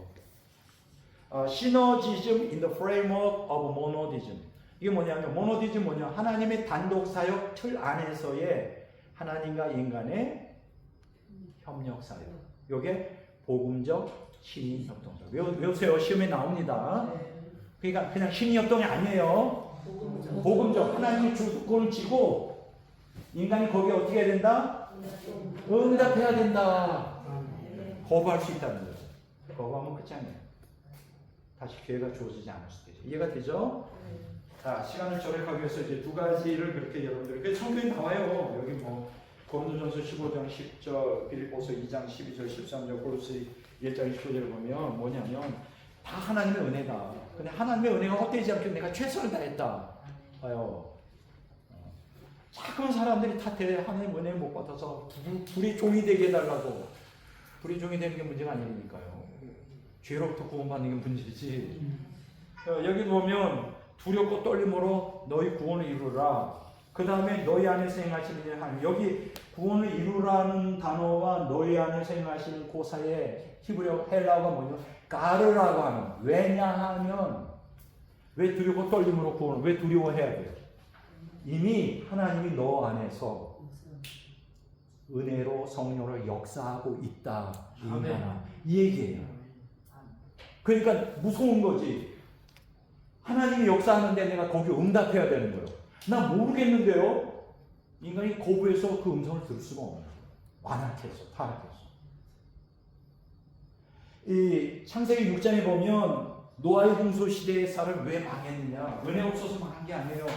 그게 뭐냐면 그 원어가 창세기 6장 4절 그리고 원어 해석은 이렇게 돼 있어요. 더 이상 성령께서 그 시대의 사람들을 돌이키기 위하여 회개시키러 돌이키기 위해 계속 역사하셨는데 신랑이조차 할 수 없을 정도로 그들이 진숙이 되었다. 진숙이 되었다. 진숙은 영의 음성을 들을 수가 없잖아요. 인간은. 그 얼마나 타락했든지 신랑이 뭔 신랑이에요? 제발 죄짓지 말고 하나님께 돌아와. 그때 타종교가 없었습니다. 오직 그들은 다 하나님을 믿고 있었어요. 여러분 아십니까? 노아 시대 사람들이 하나님을 알고 있었어요. 근데 뭐예요? 타락한 상태로 살았잖아요. 성령께 계속 촉구한 거예요. 회개하라고. 말을 듣지 않은 거예요. 신랑이조차 할 수 없었다. 죄짓지 말라고. 그 신랑이 뭔지 알아요? 술 취한 어떤 사람이 있어. 선생님 왜 이러십니까? 싸우지 마세요. 이렇게 말리는 거 있잖아요. 그 신랑이 말이에요. 그것도 할 수 없을 정도로 인간이 타락해가지고 짐승처럼 되었다는 거예요. 그럼 짐승처럼 됐으면 인간은 이렇게 해봐야 소용없죠. 망하는 거예요. 그래서 멸망하는 거예요. 지금 성령의 역사 안 하는 게 아니에요. 여러분 왜 하나님 불을 안 주세요? 그런 인식을 얘기하지 마세요. 이미 성령은 역사하고 있습니다. 아멘. 여러분들이 순종하는 마음으로 나가보세요. 어떻게 인도하시는가. 음성도 들으시고 뭐 그거는 신비주의 문제라 자세한 내용은 내가 여기서 안 합니다. 사람이 지옥 가는 거는 하나님의 은혜가 없어서가 아니라 뭐다? 인간이 거기에 응답하지 않는. 자, 존 웨슬리의 구원수수. 아까 제가 얘기했죠? 로마서 8장 21절 30절. 로마입니다. 자, 선행적 원점, 구원의 발단이라고 했죠? 그러니까 하나님의 선택과 선행적 원점이 동시에 작용합니다. 3쪽이에요. 자, 구원은 하나님의 선택이라는 건 세 가지로 구성되어 있어요. 따삭다. 예지, 예정, 소명. 여보세요. 이거 시험에 나옵니다. 자, 하나님의 선택이 세 가지 요소로 되어 있죠. 뭐라 그랬죠? 예지, 예정, 소명. 다시 한번. 한 번 더. 예정, 소명. 소명은 구원으로의 소명인데 그 앞에 두 가지가 있어야 돼요. 예정이 있어야 되죠. 미리 정하신 거. 근데 미리 정하시는 곳에 앞서서 또 있어야 돼요. 예지, 미리 아신다.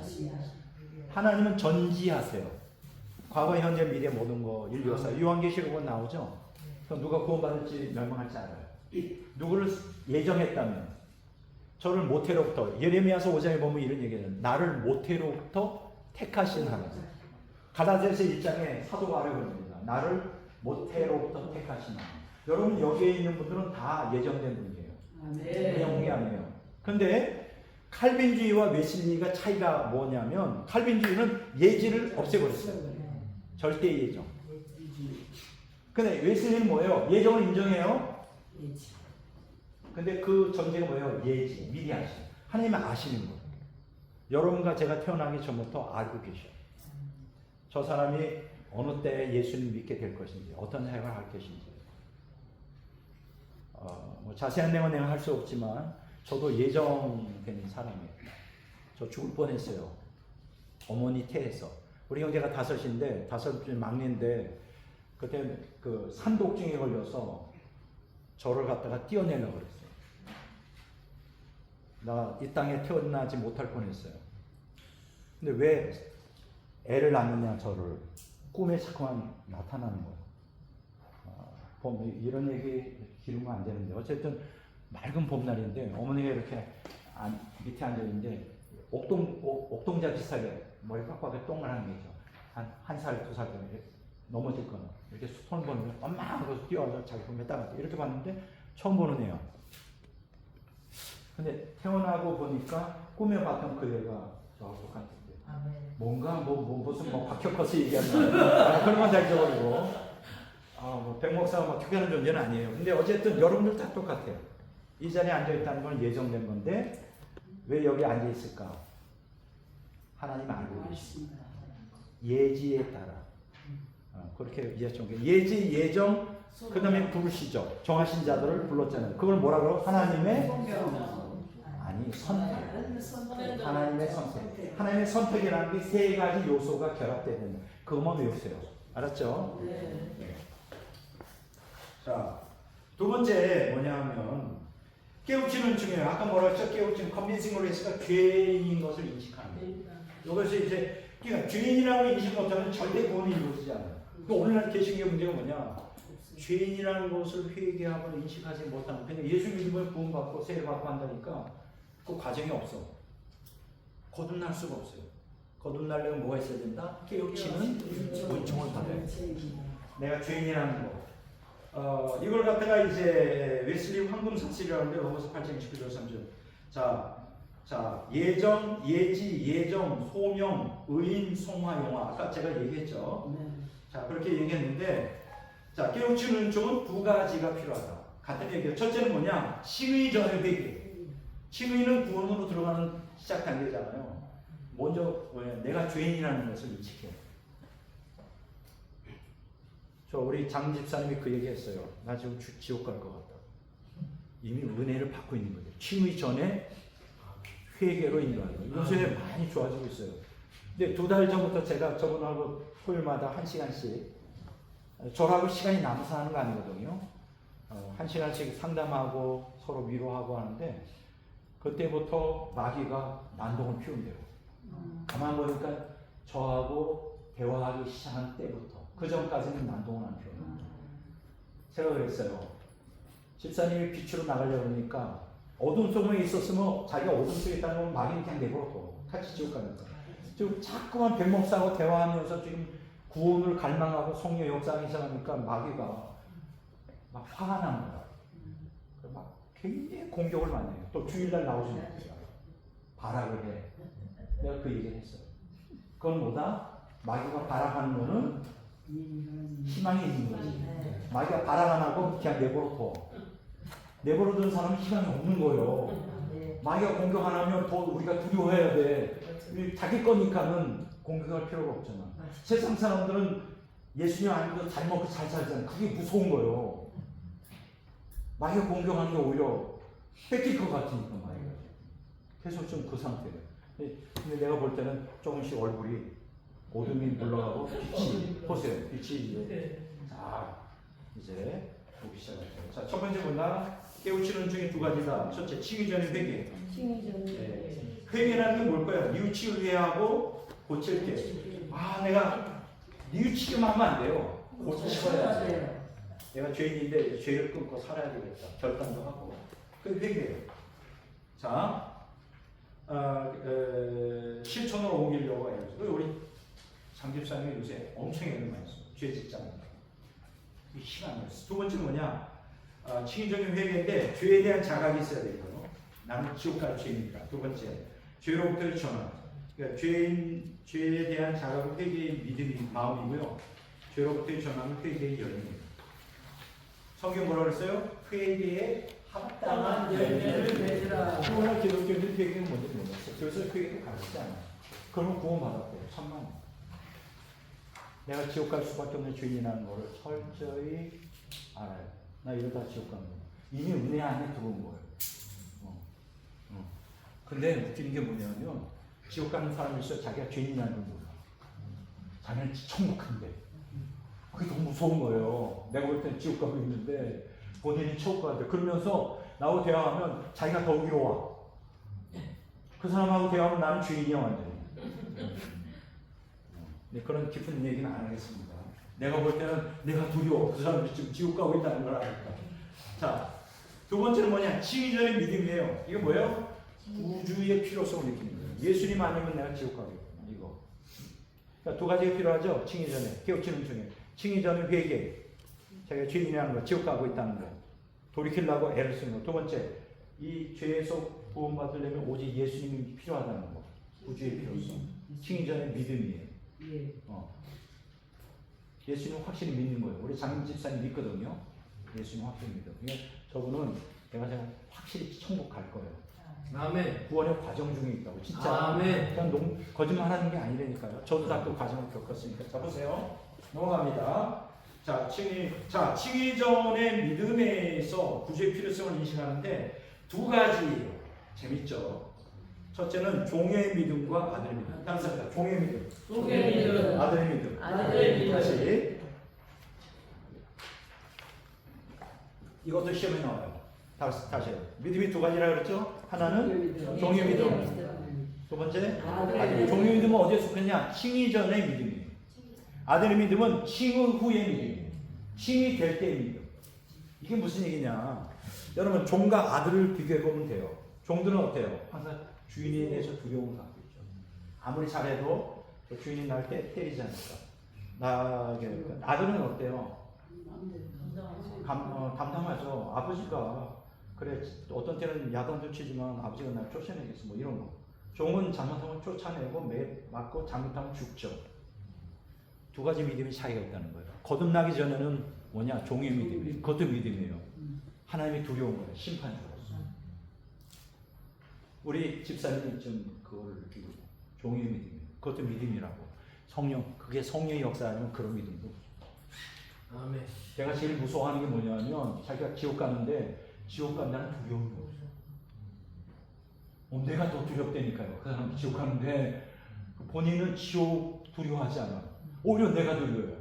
나는 지옥 가면 안 돼. 그냥 천국 가요. 거꾸로 된 거예요. 자, 종의 믿음이 있어요. 알겠죠? 그러면 종의 믿음은 어떠냐? 그래서 율법을 지키려고 해요. 자기 행위로. 열심히 해서 구원을 추구해요. 도덕적 회심, 그걸 도덕적 회심이라고 해요. 내가 이렇게 살다가 지옥 가면 지옥 가지 않기 위해서 나는 천국을 향해 가기 위해서 내가 도덕적으로 말씀에 순종해야 되겠다. 의도적으로, 율법적으로 노력해요. 그걸 갖다가 도덕적 회심이라고 합니다. 자, 그런데 쉬울까요? 말씀 순종하는 게 여기 거듭나지 않았는데 지옥도 두려울 것 같고 하나님 두려운데 말씀 순종이 돼요? 안 되죠.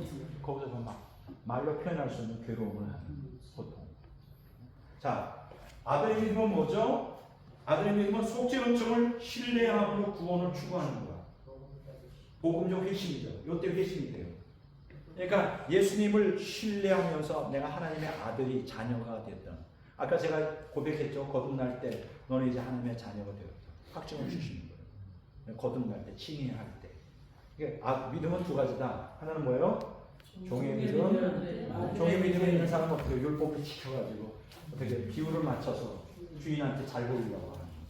아들의 믿음은 거듭날 때 하나님의 아들이 내가 죄 용서 받았고 하나님의 자녀가 되었고 확신을 갖게 됐어요. 두 가지가 있다는 거. 자, 아들의 믿음을 우리가 그냥 뭐라 그러냐? 칭의하는 믿음이다. 칭의하기가 아들의 믿음과 칭의 믿음이 동시에 이루어진다고 볼 수 있어요. 의롭게 여겨지는 믿음, 아들의 믿음이 되는 거죠. 예, 그렇게 이해하시면 됩니다. 자, 세 번째 단계는 뭐냐면 칭의하는 은총이에요. 구원이 시작 단계예요. 다시 얘기하자면 오늘날 개신교가 뭐 문제냐? 칭의의 구원의 전부라고 생각해요. 완성이라는 아니요, 천만에 구원이 시작되는 거예요. 칭의는 무엇 때문에 돼요? 예수님이 우리 위해 피 흘려 죽은 속죄의 은총을 믿는 거예요. 믿음, 모두 믿음. 근데 그 믿음이 마음대로 되나요? 성령께서 내 안에 역사하시는, 나를 위해 피 흘려 죽으신 게 그냥 믿어지는 거예요. 믿어져. 그러면서 거듭나죠. 예수님이 그게 칭의의 은총이에요. 믿음이 부어지면서 이제 깨우치는 은총 회개의 과정을 통해 칭의, 믿음이 부어지면서 구원의 본 단계로 들어갑니다. 이걸 우리는 뭐라고 하냐? 회심의 시작이라고 해요. 회심이 뭐죠? 돌이키는 거죠. 완전히 회개하고 회심이 좀 달라요. 회심은 마음이 바뀌는 거죠. 근데 완전히 바뀌지가 않죠. 여전히 옛사람이 있으니까. 그러나 세상으로부터 돌이켜 이제 하나님의 자녀가 되겠다 결단하고 칭의의 십자가를 믿으면서 성령의 안에 얘기하시면서 거듭나는 이걸 회심이라고 해요. 자, 그렇게 말했어요. 자, 넘어갑니다. 자, 깨우치는 은총에 응답하는 사람을 뭐라고 하냐면 almost Christian, 자라나는 그리스도인이다. 아직 완전한 그리스도인은 아니에요. 그리스도인이 되는 과정을 밟고 있는. 내가 죄인이라는 거, 나 지옥 갈 수밖에 없는 그 이미 은혜의 그리스도인이 되고 있자. 거듭나기 직전의 단계고요. 칭의하는 은총을 받은 사람은 뭐라 그러냐? altogether Christian, 완전한 그리스도인. 내가 내 죄가 예수님의 속죄의 피로 용서받았구나. 그래서 의롭다고 선언받았구나. 그거가 칭의 은총을 받은 거예요. 자, 그렇게 여러분들이 이해하시면 됩니다. 그러니까 칭의가, 자, 여기서 중요한 거는 구원에 진입하는 순서는, 자, 따라서 합시다. 칭의, 신생, 양자. 이거 시험에 나옵니다. 자, 세 번 반복합니다. 자, 구원하는 진입, 구원이 시작되는 건 다 따라서 합시다. 칭의, 신생, 양자. 순서는 이렇게 되어 있지만 동시에 일어나요. 예수님의 속죄의 피를 믿을 때 내가 의롭다고 선언받고, 그 예수님의 속죄의 피가 내 심령에 뿌려지면서 성령이 내 안에 내주하시면서 거듭나고, 또 거듭나면서 성령께서 내 안에서 너가 이제 하나님의 자녀가 되었다는 양자라는 고백이 터지는 거예요. 이해가 됐어요? 다시 한번 합니다. 칭의, 신생, 양자. 분리가 안 돼요. 그러나 다른 거예요. 순서는 칭의가 먼저고 그 다음에 신생이 그 다음이고 세 번째가 양자 되면 완성이죠. 하나님의 자녀가 되었다는 거. 이거 세 가지가 동시에 일어납니다. 순서는 칭의, 중생, 양자. 이해가 되세요? 하나님의 자녀가 되는 거예요. 지금은 여전히 우리 안에 옛사람의 욕망, 죄가 있지만 예수님의 피 때문에 우리가 의롭다고 선언되는 거. 신생은 하나님의 생명 우리 인간 안에 심어지면서 죄에서 벗어날 수 있는 이제 새 사람이 태어나는 거. 그때부터 영적 전쟁이 일어나겠죠. 자, 양자됨은 뭐예요? 칭의와 신성을 통해 명목적이 아닌 실제적인 하나님의 자녀로서 법적 영적 신분을 얻게 되는데 하나님의 자녀로서 완성되는 게 아니죠. 이제 시작이 되는 거예요. 네, 그렇게 이해하시면 됩니다. 그래서 성령께서 양자는 칭의와 신성의 결과인데 성령의 직접적 증거와 간접적 증거가 있습니다. 따라서 그랬어요. 성령의 직접적 증거, 성령의 간접적 증거. 직접적 증거는 뭐냐면 아까 제가 얘기했죠. 성령이 나의 영과 더불어 내가 하나님의 자녀인 것을 증거한다. 그건 제가 경험한 거고. 근데 어떤 사람에게는 이게 저처럼 뚜렷하기도 하고 어떤 사람은 좀 흐리멍텅하게 넘어갈 수 있어요. 왜 나는 그런 증거가 없을까? 묵살해서 없을 수도 있고요. 있었는데 잊어버릴 수도 있고요. 그러니까 너무 그것 때문에 괴로워하지 마세요. 간접적 증거가 있어요. 이게 더 중요해요. 진짜 거듭난 사람에게는 증거가 있는데 직접적 증거가 있으면 좋지만 그건 속일 수 있죠. 나 불받은 것 같아. 음성을 들은 것 같다. 속일 수 있어요. 근데 간접적 증거가 중요한데 간접적 증거는 뭐냐면 자 6쪽에 보세요. 죄의 회개, 두 번째 마음의 변화, 세 번째 성령의 열매, 네 번째 새로운 생활. 이게 증거예요. 거듭남. 그래서 여기서 조심해야 될 거는 이게 완전한 건 아니에요. 부분적으로라도 부분적으로라도 죄가 회개하고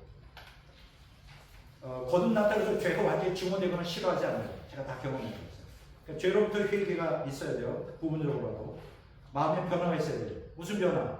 하나님을 향한 사랑, 뭐 이런 게 있어야 되겠죠. 그 다음에 성령의 열매가 부분적으로라도 나타나요. 전혀 성령의 열매가 없다. 이건 거듭나지 않아요. 그 다음에 새로운 생활. 이제는 주님의 뜻을 따라가고 주님 말씀 순종한 삶을 살아야지 하는 결단.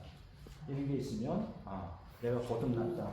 가족적으로 자기가 알 수 있고 또 다른 사람이 그거를 인정할 수 있어요. 자, 시간이 없어서 넘어갑니다. 요 밑에 보면 부록으로 과연 거듭난 성도들은 결코 죄를 범할 수 없는가? 아니에요. 여기서 얘기하는 거는 계속 죄를 범하지 않는다는 얘기가 아니라 지속적으로 죄를 범하지 않는다. 그러니까 내가 거듭났다 하면서 끊임없이 악한 짓을 계속한다. 그럼 거듭난다. 죄 지을 수 있어요. 왜냐면 옛사람이 강하기 때문에. 근데 정말 거듭난 사람은 죄 지을 때마다 양심의 가책에서 회개하고 쓰러질지라도 또 회개하고 그러면 그 사람은 거듭난 사람. 내가 죄를 전혀 안 짓는다. 거짓말하지 마세요. 옛사람이 주도하고 있기 때문에 그거를 많은 분들이 모르더라고요. 그냥 넘어가겠어요. 시간이 없으니까 집에 가서 읽어보시고 생명의 증거, 성령의 증거가 확신으로 체험되려면 내가 구원의 확신을 확고히 하려면 어떻게 될까요? 믿습니다. 그거 하면 안 돼요. 구원의 확신이 점점 강해지면 주님과 동행하면 할수록 그냥 그렇게 믿어져요. 그러니까 주님과 동행하지 않고 거듭났으면서도 여전히 죄 가운데 살고 거짓말하고 남을 미워하고 말씀 좀 않으면 그 구원의 확신이 점점 약해져요. 흐려져. 구원을 참신한 건 아니고 흐려지면 미치겠지. 저는 그런 경험이 있어요. 거듭나고 여전히 죄에서 벗어나지 못해 예수님 주도하잖아요. 예수님을 10번을 영접한 적이 있어요. 다시. 영적 공예수님이 들어오신다니까. 또다시 반복. 또다시. 별짓을 다 했어요. 지금 보니까 그러니까 거듭났어도 죄 가운데 있을 수 있다. 그러나 거듭난 사람은 계속 과거처럼 계속 죄 거하면서도 양심의 가치가 있다면 거듭난 게 아니야. 내가 또 죄를 범했구나. 또 회개하고 비록 쓰러질지라도 반복적인. 이해가 되죠? 예. 그것이 거듭난 사람과 아닌 사람의 차이고 구원의 확신을 여러분이 갖기 원한다면 주님의 뜻을 따라 살면 돼요. 자, 넘어가겠습니다. 네 번째 뭐냐? 성화하는 은총. 거듭나잖아요. 그러면 우리가 안에 항상 옛사람이 있었죠. 옛사람이 뭐냐면 죄악성과 내 자아가 결합된 게 옛사람이고 새 사람은 뭐냐? 하나님의 생명과 내 자아가 결합된 게 새 사람. 그러니까 예수님이 속죄 피로 성령이 내 안에 내주하시면서 하나님의 생명이 이식이 되는데 내 자아와 새 사람이 탄생한 거죠. 여기서 기억하십시오. 새 사람이 내 안에 탄생했다 해서 옛 사람이 없어지게 합니다. 옛 사람이 주도하고 있어요. 처음에 몇 달 동안은 막 성령의 불이 임하면 끌고 가지만 거기 몇 달 후에 사라집니다. 다 된 것 같았는데 이제 은혜가 없어진 것 같고 당황하기 시작하죠. 그때부터 영적 투쟁을 해야 됩니다.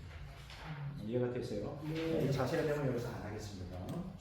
자, 성화하는 은총은 구원의 진행 단계. 이제 구원이 시작한 거예요. 끝난 게 아니에요. 불 받았다, 은혜 받았다 해서 구원이 끝난 게 아니에요. 이제 시작이에요. 무슨 시작일까? 영적 투쟁을 해야 돼요. 세상과 옛사람 사이에. 자, 빨리빨리 넘어가겠습니다. 자, 구원의 진행 단계. 자, 넘어갑니다. 자, 8번에 보면, 자, 여러분들이 가지고 있는 교재를 보세요. 자, 아까 이 첫 번째 제가 설명했죠? 자, 보세요, 다시.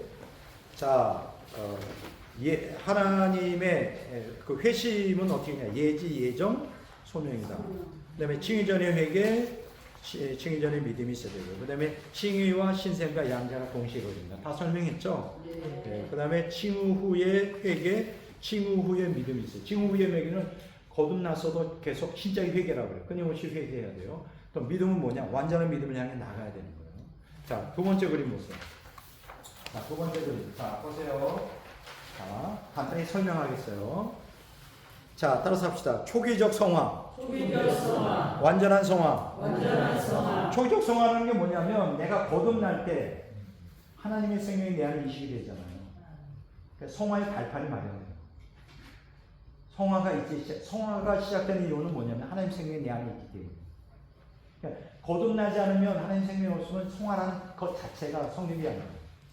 하나님의 생명이 내 안에 심겨질 때 이걸 뭐라 그러냐? 초기적 송화라고 해요. 다섯 번. 초기적 송화. 이걸 이제 initial sanctification. 이 initial이라는 게 뭐냐면 이제 시작, 송화의 시작, 초보적인. 그게 거듭날 때 초기적 송화가 그걸 초기적 송화라고 해요. 그리고 이걸 갖다가 뭐라고 하냐? 즉각적 송화라고 해요. 거듭날 때 생명의 씨앗이 심겨져요. 그건 즉각적이에요. 그 동안에 몇 년씩 가요. 그 청교도적 회심은 몇 년씩 필요하고 아까 뭐 죄에 대한 두려움, 뭐 종의 믿음, 뭐 그런 칭의전의 믿음, 칭의전 회개가 있을 때와 어느 순간에 거듭나는 순간적이에요. 이걸 즉각적 송화라고 해요. 초기적 송화. 그 다음에 초기적 송화는 이제 생명의 씨앗의 신경 초기적 송화로 그 다음부터 점진적으로 송화가 되겠죠. 그걸 따서 점진적 송화. 점진적 송화. 점진적 송화. 점진적 그러면 송화. 어디를 향해 점진적 송화를 가느냐? 완전한 송화를 향해 가요. Entire sanctification. 자, 따라서 초기적 송화. 초기적 송화. 점진적 송화. 점진적 송화. 완전한 송화. 완전한 송화. 자, 초기적 송화에서 완전 송화 이르기까지 going on to perfection. 완전을 향해 계속 발전해 나가는 거예요.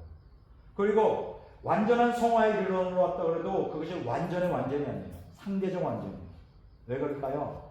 육체를 갖고 있는 한은 마음에서는 의도적인 죄를 범하지 않는다 할지라도 우리 몸의 연약함, 인간의 무지함, 그렇잖아요. 판단의 미력. 이것 때문에 몸이 죄를 짓거든요. 그래서 절대적 완전이 아니에요. 몸이 구속이 돼야 돼요. 몸이 구속이 언제가 될까요? 첫 번째는 예수님 재림하실 때, 부활체일 때. 그 전에 우리가 천국 갈 때. 이해가 되죠? 그 완전한 구원이 이루어지는 절대적 완전이라고 그래요. 자, 따라서 합시다. 초기적 송화. 초기적 송화. 완전한 송화. 완전한 이 초기적 송화를 뭐라고 말하느냐? 지위적 송화라고 그래요. 자, 따라서 합시다. 지위적 송화. 지위적 송화. 여기 있죠, 여기. 지위적. Positional sanctification. 이거 가지고 많은 그 신학자들이 헷갈려요. 거룩함을 이미 우리가 얻었다, 예수님. 그 자기가 완전히 거룩해졌다. 아니에요. 거룩함의 기초가 세워졌다. 이렇게 말했어요. 그거를 우리는 신학적으로 지위적 송화라고 해요. 포지셔널하게. 지위적으로는 송화된 거예요. 그러나 실제적으로 practical sanctification, 실제적인 송화는 이제 시작인 거예요. 자, 다시 한번 합시다. 초기적 송화하고 지위적 송화는 같은 거예요. 다시 합시다. 초기적 송화, 초기적 송화. 지위적 송화. 지위적 송화. 이걸 우리는 흔히 이제 칭의에 기반둬서 거듭날 때를 얘기하는 거예요. 생명의 송화의 씨앗이 시작되는 거예요. 그러나 송화가 진행되는 건 아니에요. 점적 송화로. 그럼 점적 송화는 어떻게 이루어질까요? 우리가 회개하고 신자의 회개, 신자의 믿음을 가지고 말씀을 붙들고 내 안에 옛사람이 준동할 때 영적 투쟁을 해야 되는 거죠. 계속 쉽지 않아요. 우리 장집사님의 영적 투쟁이 격렬합니다. 2달 전부터 막 격렬해진대요. 막 주일만 되면 교회 나오지 못하게 하려고 마귀가 발악을 한 거예요. 제가 뭐라고 고민했을까요? 아니, 나오지 않으셔도 돼요. 나오지 않으면 어떻게 될까요? 마귀가 잠잠해서 얘기했지. 나오려고 그러면 발악을 싸우고 이겨서 나와야 돼요. 내가 그랬어요. 기어서라도 나와. 기어서라도 나와. 살려요. 요새 그렇게 해서 열심히 나오셨습니다. 그렇게 해서 장집사님이 참 죄송해요. 샘플로 서서.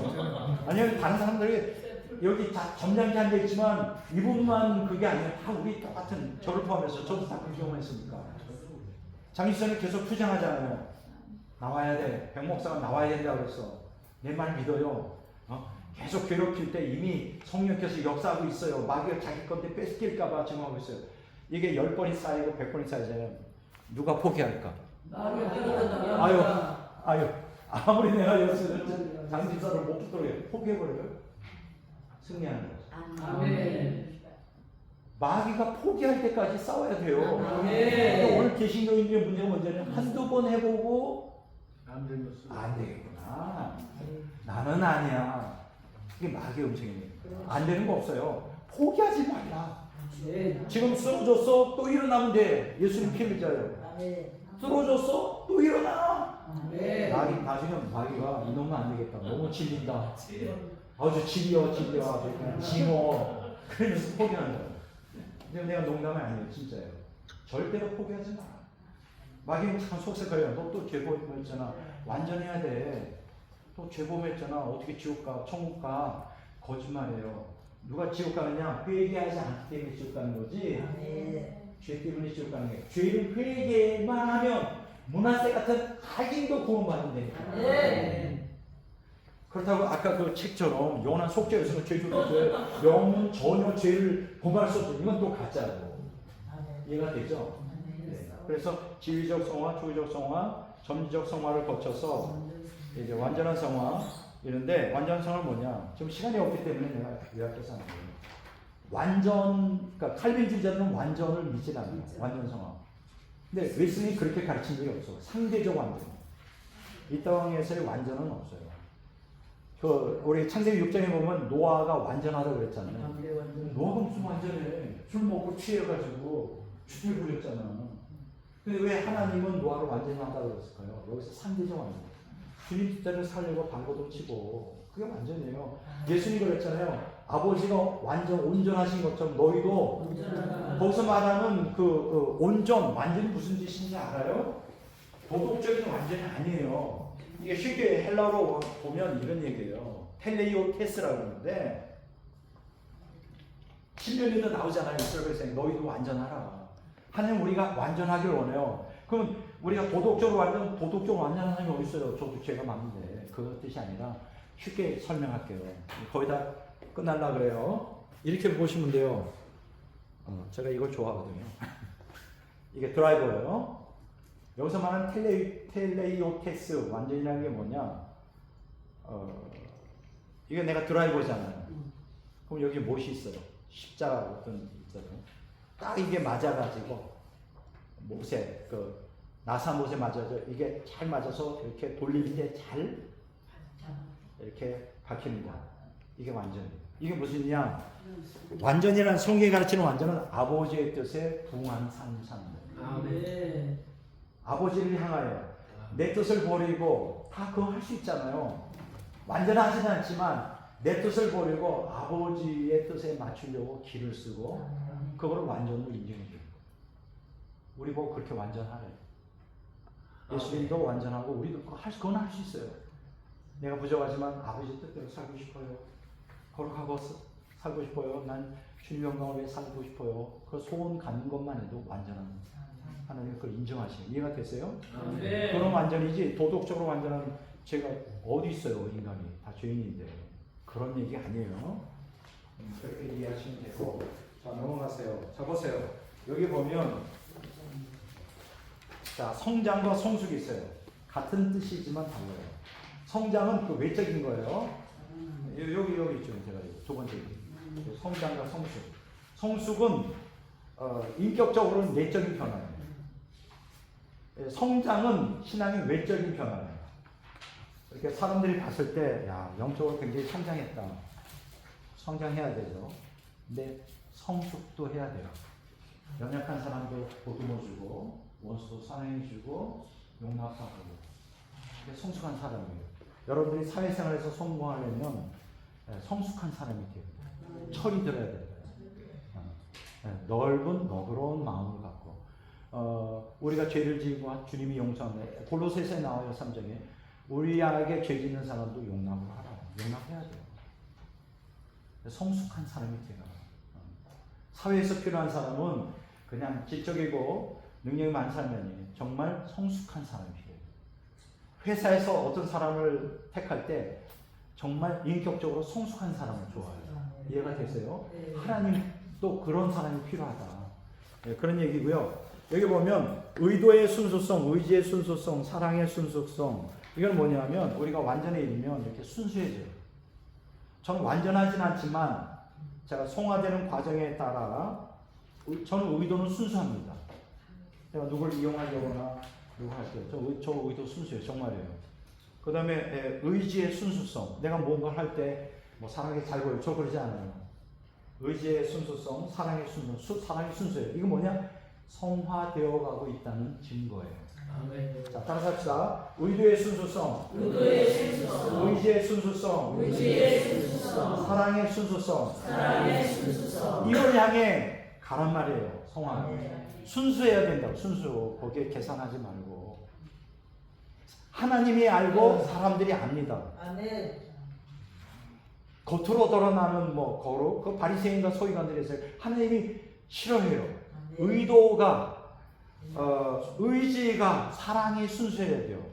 근데요, 제가 죄송합니다. 김민찬 목사하고 나를 비교하면 김민찬 목사가 그 의도의 순수성이 더 강해요. 그렇다고 내가 의도가 불순하다는 건 아닌데, 그래서 어떤 때는 있는 적이 있어요. 농담이지만 부부기 때문에 어떤 때는 우리 김민찬 목사는 내가 헐크라고. 저는 나이가 들수록 더 여성화되고 저분은 남성화되고. 그런데 놀라운 게 뭐냐면 남을 위해 희생하는 건 내가 따라갈 수가 없어요. 저는 머리로 계산하거든요. 수익이 뻔하잖아요. 근데 저 사람 다 주려고 해요. 의도가 너무 순수해. 그게 내가 존경하면서도 내가 조절하죠. 그러니까 나는 100% 아니에요. 그러니까 나는 3층정 가기도 좀 힘들니까. 본인은 3층정 가겠대. 그래서 내가 그랬어요. 3층정 가려면 그 헐크 같은 성격 붙여요. 3층정, 나는 2층정 오케이. 난 3층정 싫어. 난 그 정도 아니야. 난 답답해요. 정말 거룩한, 다 거룩한. 난 조금 좀 이렇게 1층정 너무 또 낮고, 2층정 올라가는데, 당신 말이야. 당신 때문에 어쩌면 내가 3층정 어쩌면 갈지 몰라요. 왜냐면 헐크가 이제 소리 줄 때 내가 참으니까. 아무나 사랑으로. 순수한 사랑으로 참아요. 아니, 지금 농담만 진다면 진짜요. 근데 어떤 다른 사람한테는 천사예요. 나한테 좀 헐크같이. 그럴 수 있죠. 당신 때문에 내가 2층정 가려는데 잠깐 내가 3층정 가려고 당신은 3층정이 일찍 2층정으로 떨어질 것 같아. 3층정 정도도 당신은 와서 그냥 액티브하게 막 소리소리 여기 어디에요? 그러고 갑자기 이상한 사람이 왔네. 농담 재밌죠? 근데 어쨌든 굉장히 순수하세요. 다른 건 몰라도 그 순수성 때문에 내가 사랑해요. 내가 아주 머리 굴리고 나쁜 사람 나 사랑 안 해요. 너무 존경스러워 사랑해. 그래서 내가 사랑해. 나도 품 받아야 돼. 나도 품 받아야 돼. 자, 시간 다 됐어요. 자, 그래가지고 완전한 성화는 뭐냐? 완전한 성화 딱 이루었을 때 즉각적 성화예요. 아까 우리 초기적 성화도 즉각적 성화라고 했죠. 완전 성화도 즉각적 성화예요. 자, 그 다음에 영화가 있어요. 영화는 뭐냐? 아까 언제라고 했죠? 우리가 이 세상을 떠날 때. 두 번째는 예수님이 우리가 오셔서 재림하셔서 부활할 때. 예. 그 얘기가 영화예요. 예. 영화. 이제 그거가 우리의 최종의 목적이죠. 시간이 거의 다 됐어요. 자, 여러분들이 가지고 있는 교재 보세요. 예, 자, 넘어갑니다. 자, 우리 쭉쭉 19쪽. 자, 성화의 과정. 상대적 완전과 절대적 완전 얘기했죠. 예수님은 절대적 완전 얘기한 적 없어요. 상대적 완전. 근데 칼빈주의자들은 완전이라는 개념을 이해도 못하고 반대해요. 난 그건 아니라고. 상대적 완전이 있는 거예요. 순수성. 우리 김일장 목사처럼 순수한 그 완전. 근데 저게 완전하다는 거 아니에요. 뭐 하지 마세요. 나한테 때때로 헐 것 같아. 기독자 완전과 완전한 사람. 이걸 뭐라고 하느냐? 따라하세요. 기독자 완전은 자, 여기 10쪽. 기독자 완전. 자, 따라서세요. 시험에 나온다니까요. 기독자 완전. 기독자 완전. 완전한 사람. 완전한 사람. 자, 세 번 복창합니다. 기독자 완전. 기독자 완전. 완전한 사람. 완전한 세 사람. 번. 기독자 완전. 기독자 완전. 완전한 사람. 완전한 사람. 그 사람이 상대적 완전으로서 기독자 크리스천 퍼펙션에 이르렀던 증거가 뭐냐? 퍼펙트 러브. 완전한 사랑. 진짜 사랑의 사랑이에요. 의도가 순수하고 순수한 사람이거든요. 완전은 아니라 하더라도 상당히 성화가 됩니다. 이해가 됐어요? 완전한 사랑입니다. 이게 웨슬리가 가르치는 완전한 사랑, 성숙된 사랑, 완전 성화이고 완전한 믿음. 그때는 완전한 믿음을 갖죠. 자, 믿음과 소망은 어디서 끝나죠? 천국 들어가면 믿음이 필요 없죠. 완전 믿음. 소망도 필요 없죠. 뭐만 남을까? 사랑. 성이 나오잖아요. 사랑. 자, 영화하는 단계. 자, 구원은 세 단계에 걸쳐서 입니다. 죄로부터, 형으로부터, 죄의 세력부터, 죄의 잔재로부터 겁니다. 그러니까 영원한 영광, 영화. 네, 천국에 들어가면 완전한 상황이 되죠. 자, 유괴의 몸과 신령한 몸, 그 완전한 구원과 성숙된 유괴. 완전한 구원이에요. 완전한 구원은 언제 이루어진다? 일단은 아니에요. 예수님이 재림하거나 이 땅을 떠날 때 완전한 구원이 됩니다. 근데 사실 최종적인 완전한 구원은 영체를 갖고 수고에 살 때보다 부활체에 이거 완전한 거죠. 그것이 우리를 향한 목적이다. 하나님. 이해가 되죠? 저는 그날을 기다리고 있어요. 유괴 몸과 신령한 다 끝났어요. 그래서 오늘 간단하게 그림도 다 쓰시고 제가 반드시 시험에 나온다는 거는 외우세요. 그리고 요것만 달려 외우면 다 깨집니다. 이해가 되죠? 어렵지 않죠? 요거처럼 쉬운 건 없습니다. 자, 시간이 다 돼서 이제 경기는 이제 끝내고 제가 말하기는 요것이 제 신학의 기본 틀을 이루고 있어요. 요것이 여러분들의 신학의 기본 틀이면 앞으로 성경을 읽을 때, 신학할 때 구원론에 있어서 이보다 더 상세하고 균형 잡힌 신학은 없습니다. 제가 잘 알잖아요. 이쪽에 해서. 그래서 오늘 나눠드린 12쪽짜리 자료는 좀 반복해서 읽으시고 외우세요. 제목이라도. 제가 부탁드립니다. 외우시면 미혹에 빠지지 않고 이제 균형 잡힌 웨슬리의 구원론이 가장 균형 잡힌 신학이다. 또 그것이 제 입장이고, 그래서 저는 신학이 탄탄합니다. 웨슬리 신학을 전공했기 때문에 여러분들에게 권투를 들고 내 안에 여전히 죄가 있고 믿음이 없다 하더라고요. 장 집사님 힘내세요. 지금 구원을 진행 과정 중에 있습니다. 그 장 집사님이 그 지옥 가는 공포가 없으면 그 희망이 정말 없어. 성령께서 역사하고 계신 거예요. 혹시 여러분 가운데 그런 분이 있다면 너무 두려워하지 마세요. 분명히 천국합니다. 자, 그렇게 오늘 제 강의를 끝내서 기도하겠습니다.